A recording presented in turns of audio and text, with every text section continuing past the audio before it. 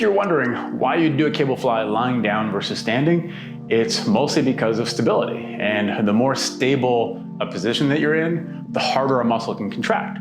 So both the standing and the lying down version do a great job of accessing our chest, but you might find that you get more activation through the chest by lying down. Now, to set this up, you're gonna take an incline bench, put it into a dual pulley station, and set the incline to around 30 to 40 degrees, depending on how low your pulleys travel.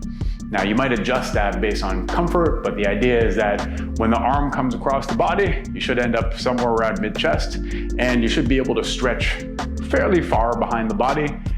You can actually move the bench forward or back into or out of the rack to adjust for arm length and how much travel you want to have, because the further into the rack you can get it, the shorter the travel. So if you find like it's really awkward to get into this position, and you have a little bit of breathing room to sort of move the bench back into the rack, then do that. But if you want more range and more stretch, then you just move the bench forward a little bit, and you might adjust the incline up so that you're not getting into an awkward hand traveling by the hips sort of position.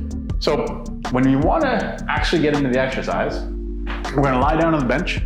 We're going to grab both handles, and I'd highly recommend to bring them into the body first and then extend into the top position. At the top, you're going to feel a spot in here where if you bring your hands together, you have a really good chest contraction. And then from there, that's where you're going to go back to every time. So we open up the hands, keep them long. You can keep a little bend in the elbow, but then we bring the palms together, coming back to that same start position every time.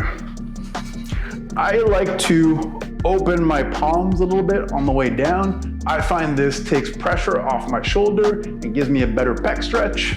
So I'd recommend that. If you feel any shoulder discomfort when you do this, and then when you're done, bring them back in, set them down, and enjoy your pump.